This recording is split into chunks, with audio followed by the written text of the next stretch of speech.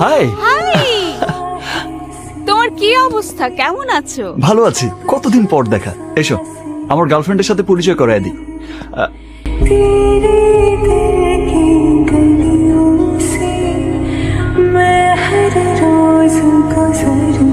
নিতু, নিতু, নিতু দরজা খুলো প্লিজ। নিতু দরজা খোলো, নয়তো আমি জেরে শুট করে দিব। নিতু, নিতু।